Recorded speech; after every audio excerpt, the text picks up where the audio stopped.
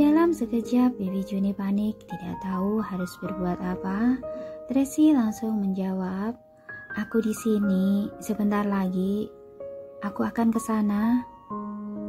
"Baiklah, Nona Tracy, angin di luar sangat kencang. Jangan lupa kenakan mantel." Bibi Riana mengingatkannya dengan ramah. "Baik, terima kasih." Tracy berusaha keras untuk duduk, wajahnya masih sangat pucat, sekujur tubuhnya penuh dengan keringat dingin, namun darah yang mengalir keluar dari hidungnya sudah berhenti. "Nona, apa sebaiknya Nona tidak ke sana?" Bibi Juni membantunya. "Nona sedang sakit." "Tidak apa-apa, sudah tidak sakit lagi." Tracy memaksakan diri untuk bangkit. "Bibi, tolong ke kamarku, ambilkan bajuku. Baju ini sudah penuh dengan bercak darah." "Baik, aku akan mengambilnya." Bibi Juni bergegas naik ke atas mengambil baju. Tracy memanfaatkan waktu ini untuk mandi di kamar mandi Bibi Juni, membersihkan bercak darah yang menempel di tubuhnya. Bibi Juni kembali dengan cepat. Ia membawakan Tracy sebuah rok panjang yang nyaman dan sebuah kardigan kecil sebagai pakaian luar. Tracy berganti baju. Ia memaksakan diri untuk tetap berada di ambang kesadaran dan berjalan keluar. "Mami!" Daniel dan anak-anak sedang berada di luar untuk mengantarkan Tuan pulang. Anak-anak melihat Tracy langsung berlari ke arahnya dan menariknya. "Mami kemana? Kenapa tidak menemani kita bermain?" "Barusan ada sedikit hal yang harus Mami bicarakan dengan nenek." Tracy tersenyum. "Apa kalian senang?" "Senang." Ketiga anak itu langsung menjawabnya, menceritakan permainan barusan.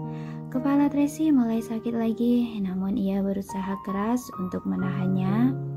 "Sudah, jangan ganggu Mami lagi." Daniel menyadari ada yang tidak beres dari raut wajah Tracy. Ia langsung membujuk anak-anak. "Kakek buyut sudah mau pulang. Ucapkan selamat tinggal pada kakek buyut." "Baik." Anak-anak langsung berlari menghampiri Tuan Besar untuk mengucapkan selamat tinggal. "Kakek buyut, apakah kakek akan datang besok?" "Bodoh, besok adalah hari pernikahan papi dan mami. Tentu saja kakek buyut harus datang." "Maksudku, setelah pesta pernikahan, apakah kakek akan datang makan malam dengan kami?" "Hahaha, sampai ketemu besok di gereja. Selamat malam anak-anak." Tuan Besar melambaikan tangan ke mereka sambil tersenyum. "Selamat malam kakek buyut." Anak-anak menjawab dengan patuh. "Hati-hati di jalan." Tracy sebenarnya ingin berjalan maju mengantarkan Tuan Besar, namun kedua kakinya lemas dan hampir jatuh. Daniel langsung menopangnya. Tracy masih menoleh ke Tuan Besar dan berkata, "Kembalilah dan istirahatlah lebih awal." "Iya, masuklah." Tuan Besar menasihati Tracy, "Jangan berpikir terlalu banyak. Jadilah pengantin wanita yang tenang."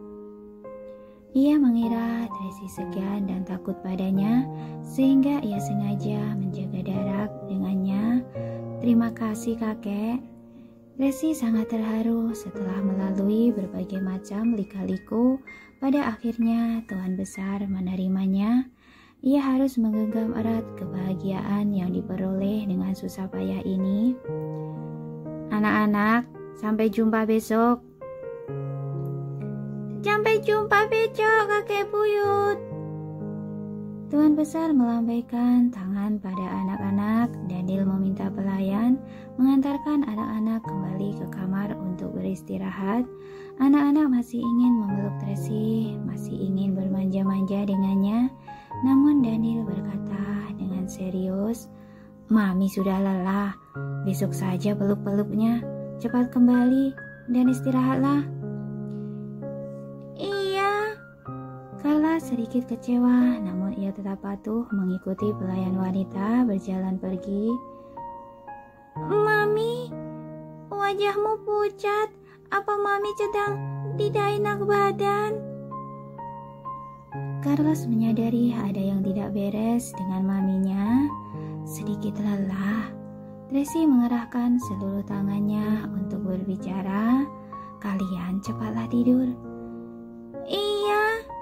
Carlos mengikuti pelayan wanita berjalan pergi, namun karena ia khawatir ia terus-menerus menoleh, Carlos sama sekali tidak ada pemikiran apapun. Ia berburu-buru berlari maju. Cepat minggir, belutku sakit. Aku mau ke WC. Hari ini aku terlalu banyak makan es krim. Hal itu memancing tawa para pelayan-pelayan wanita. Tracy juga tertawa, namun sakit kepalanya kembali menyerang. Ia hampir terjatuh. Daniel langsung menopangnya. Ia bertanya dengan cemas, "Kamu kenapa? Apa racun itu bereaksi lagi?" "Bukan." Masih bilang bukan? Daniel langsung menggendong Tracy dan berjalan keluar. "Siapkan mobil, kita ke rumah sakit." Tidak, Tracy bersikeras tidak mau pergi. Besok sudah mau menikah. Bagaimana bisa ke rumah sakit sekarang? Diam, Daniel berkata sambil menggetakkan giginya. Ia menggendong Tracy naik ke dalam mobil. "Tuan Daniel, apa aku boleh ikut pergi?" Bibi Juni cemas. "Naiklah." Bertepatan dengan mobil yang mulai melaju, Rian mengabari Lily untuk bersiap-siap. Lily yang mengetahui penyakit Tracy kambuh lagi langsung mencari Amanda dan Dixon. Daniel tiba di rumah sakit bersama Tracy dan Bibi Juni. Lily sudah mempersiapkan semuanya. Ia mengobati Tracy dengan cara yang sama seperti sebelumnya, memintanya berendam dengan obat tradisional dan memberikan suntikan untuknya. Namun kali ini tidak ada darah kotor yang keluar. Amanda mengerutkan kening. Ia tidak berbicara sepatah kata pun. Lily menarik Amanda keluar dan bertanya dengan cemas, "Amanda, apa dulu tabib Hansen pernah menjelaskan tentang pengobatan lainnya? Apa ada acara lain?" "Dokter Lily, Anda sudah menanyakannya berkali-kali. Sungguh tidak ada," Amanda berkata dengan wajah muram. "Saat itu, guru masih sedang meneliti untuk mencari alternatif pengobatan terbaru. Namun, sesuatu terjadi sebelum ia berhasil menemukannya." Lily terdiam mendengar ini. Tabib Hansen harus pulih. Jika tidak ada satupun cara yang bisa dilakukan. "Kapan guru bisa sadar?" Dixon bertanya. "Jika ia sadar, maka Kak Tracy bisa diselamatkan." "Aku juga berharap dia bisa segera sadar. Namun sekarang..." Lily menghela nafas, tidak tahu harus mengatakan apa. "Nona, bagaimana perasaan Nona? Apa merasa lebih baik?" Bibi Juni sangat tertekan menatap wajah pucat Tracy. Tracy bersandar di bak mandi, sekujur tubuhnya lemah, tidak bertenaga. "Tidak apa-apa, sebentar lagi akan baik-baik saja." Daniel mengusap wajah Tracy dengan lembut dan menghiburnya. "Tidurlah, setelah tidur sebentar, pasti akan jauh lebih baik." "Iya," Tracy menjawab dengan sepatah kata. Ia memejamkan mata perlahan-lahan tertidur. "Tuan Daniel." Lily berjalan masuk ingin menjelaskan kondisi penyakit Tracy, namun ia tidak tahu harus mulai dari mana. Bantu dia berkemas, aku akan membawanya pulang. Daniel tidak bertanya apapun, ia sudah tahu situasinya seperti apa. Baik. Lily dan Amanda memandikan Tracy, lalu membantu Tracy memakaikan pakaiannya. Daniel menggendongnya pergi di sepanjang jalan. Daniel memeluknya erat-erat. Ia takut jika ia melepaskan Tracy, Tracy akan pergi.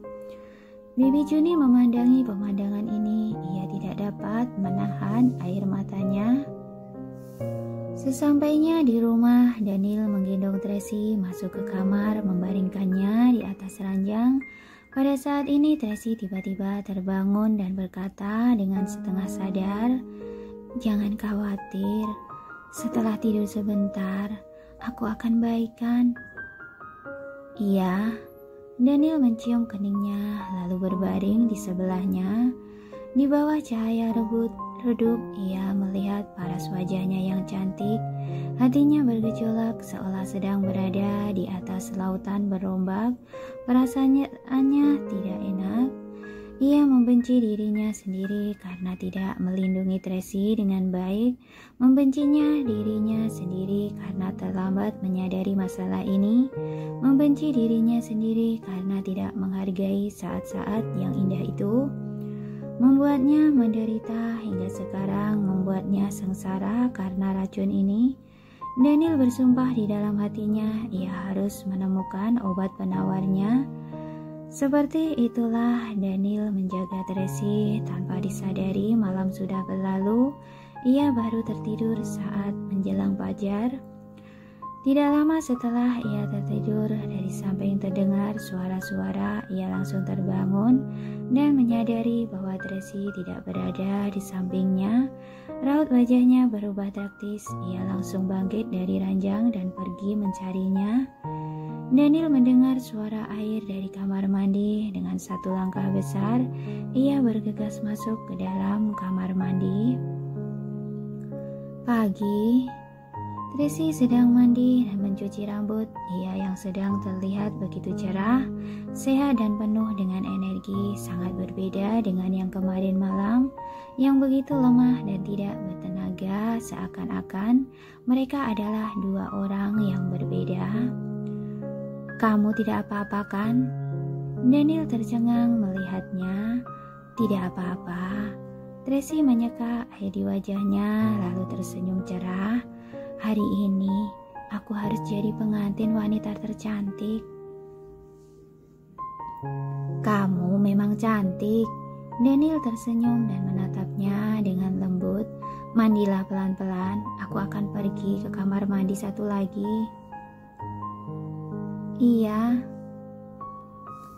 Daniel tahu jelas serangan racun itu memang seperti ini.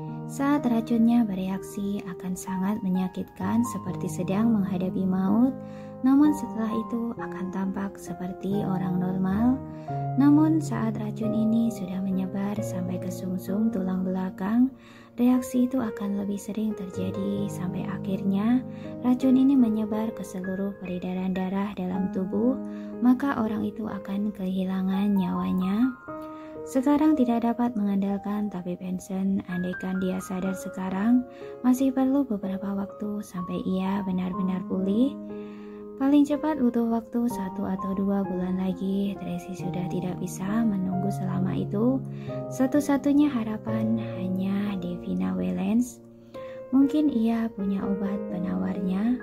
Saat sedang memikirkan hal ini, Daniel langsung menelpon Billy. Dalam periode waktu itu, Davina benar-benar menghilang.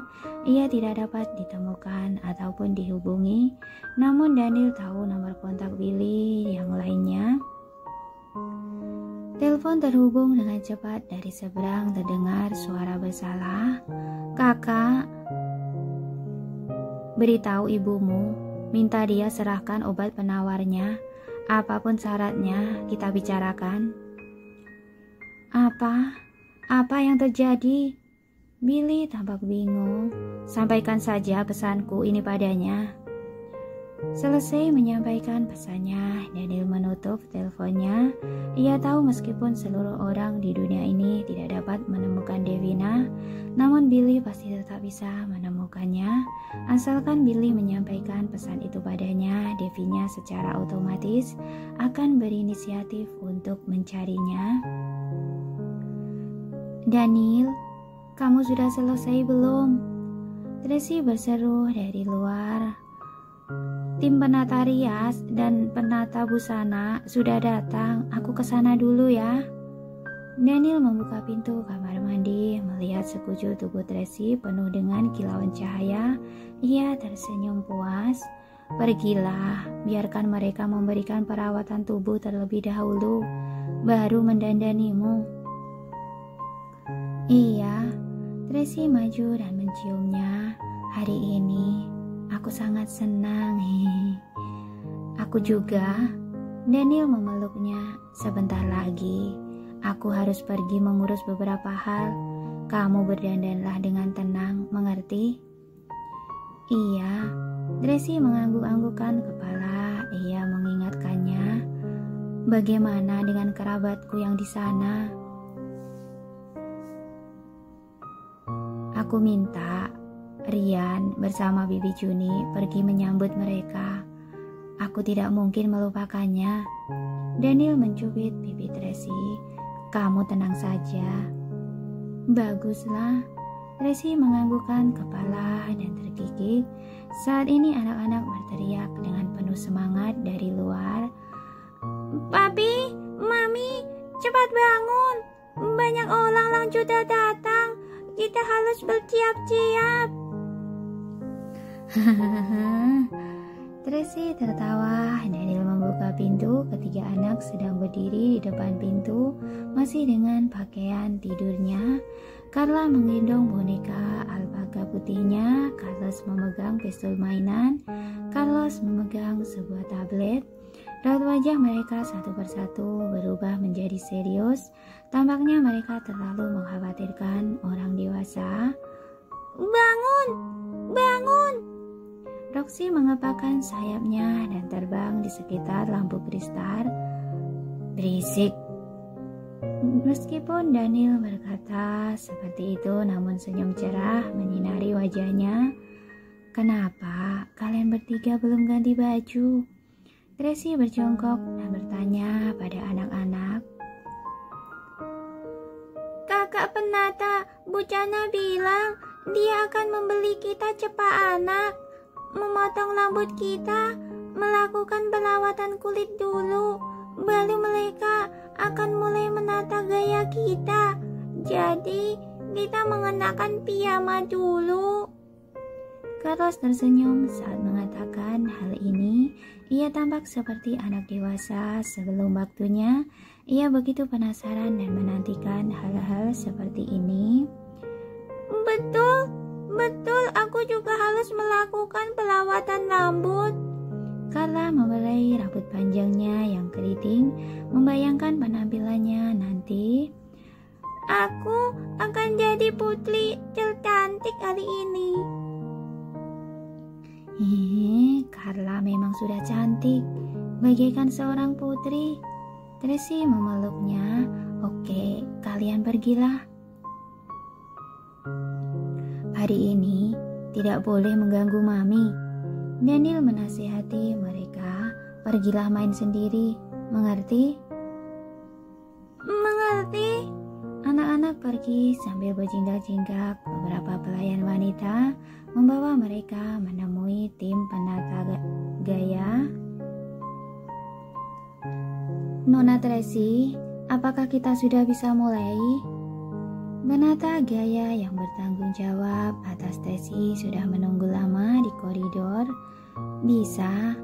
Tracy bersiap-siap pergi ke ruang rias. Nona. Tepat pada saat bersamaan, Bibi Juni berteriak dari lantai bawah. Windy datang. Windy? Tracy menoleh. Windy sedang berdiri di lantai bawah dengan gugup. Kak Tracy? Windy berlari memeluknya dengan bahagia. Selamat ya. Terima kasih. Tracy menarik Windy, menatapnya dari atas sampai bawah. Apa lukamu sudah sembuh? Sudah. Windy menganggukkan kepala sambil tersenyum. Terima kasih kakak. Kita satu keluarga, jangan sungkan terus denganku. Tracy menggandeng tangannya. Nona, hari ini aku harus pergi untuk menyambut teman lama Tuan James. Windy akan menemanimu. Bibi Juni berkata dengan cemas. Aku sudah harus pergi. Telepon aku jika terjadi sesuatu. Oke, pergilah. Tracy mengangguk-anggukkan kepala menatap Bibi Juni yang berjalan pergi. Hari ini rumah sangat ramai, semua orang bersiap untuk pesta pernikahan. Suasana meriah ini membuat hati semua orang merasa senang. Semua orang sibuk untuk mempersiapkan pesta pernikahan. Hanya Daniel yang duduk di dalam ruang kerja sambil menunggu panggilan. Tuan Daniel, semuanya sudah selesai disiapkan. Tuan besar sudah lebih dulu pergi ke gereja. Ia ingin menyambut kerabat-kerabat keluarga Waylands. Thomas menghampirinya dengan tergesa-gesa untuk melapor. Saat melihat Daniel yang sedang terpaku menatap layar ponselnya, ia dengan hati-hati bertanya, "Apa yang terjadi?" Daniel terdiam beberapa saat lalu berkata, "Apa ada berita tentang Devina?" "Belum." Thomas menggeleng-gelengkan kepala lalu bertanya dengan ragu, "Jangan-jangan Nona Tracy..." Ia tidak berani menyelesaikan perkataannya karena ia sudah mendapatkan jawabannya dari raut wajah Daniel. "Jangan khawatir, pagi ini saya menelpon Lily. Ia berkata kondisi tabib Hansen sudah mulai membaik. Seharusnya ia bisa sadar secepatnya." Thomas menghiburnya. "Tampaknya jika kita tidak memaksanya, dia tidak akan keluar." Daniel memutar-mutar ponselnya. Ia mengangkat matanya. Wajahnya memancarkan cahaya dingin. "Instruksikan semuanya. Kita serang grup Ghoul Sky milik Devina dengan seluruh kekuatan kita." "Tuan Daniel, mohon Anda pikirkan kembali." Thomas buru-buru menasihatinya. "Anda dan Presi Devina sudah berdamai. Kalian sudah menetapkan batas yang jelas dan sepakat untuk tidak saling mengganggu. Jika Anda menyerangnya sekarang, itu melanggar perjanjian." "Dia yang mempermainkanku." Daniel terbakar api kemarahan begitu mengingat semua yang telah dilakukan Devina. Apa dia sendiri tidak pernah melanggar perjanjian? "Iya." Thomas tidak berani mengungkit kembali perkara ini. Ia hanya dapat menenangkan dan memberi saran kepada Daniel. "Namun, ini adalah hari pernikahan Anda. Apa perlu begitu terburu-buru? Selesaikan pesta pernikahan yang penuh kebahagiaan ini terlebih dahulu. Setelah itu, baru pikirkan masalah ini. Masih belum terlambat." "Tidak akan mempengaruhi pernikahanku." Daniel menatap jam tangannya. "Setelah ia melihat konsekuensinya, ia akan datang kemari. Waktunya sangat pas." "Tapi, lakukan." "Baik."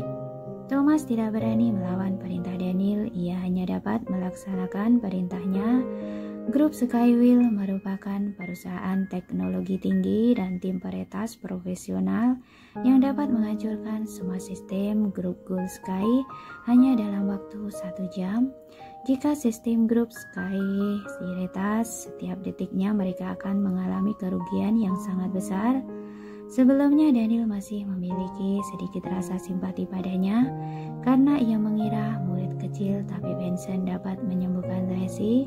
Oleh sebab itu ia tidak bertindak pada wanita ini. Namun sekarang racun di dalam tubuh Tracy terus-menerus menyerangnya. Tabib Hansen pun koma, tidak sadarkan diri. Ia bahkan menghubungi Devina melalui Billy. Namun tak disangka tidak ada respon apapun dari Devina. Ia pun sudah tidak peduli lagi.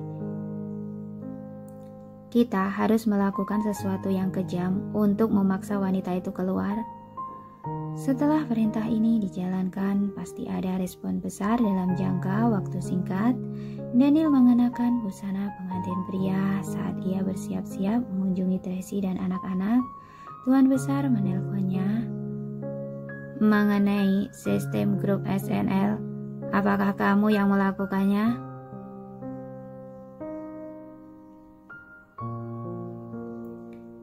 Tak disangka, kamu lebih dulu menelpon daripada wanita itu. Daniel masih mengira Devina lah yang menelponnya. Ternyata ia hanya mendambakan sebuah kegembiraan kosong. Apa ada masalah dengan otakmu? Kamu melakukan hal seperti ini di hari besarmu? Tuan besar marah. Apa kamu benci dengan dirimu sendiri jika semuanya berjalan dengan lancar?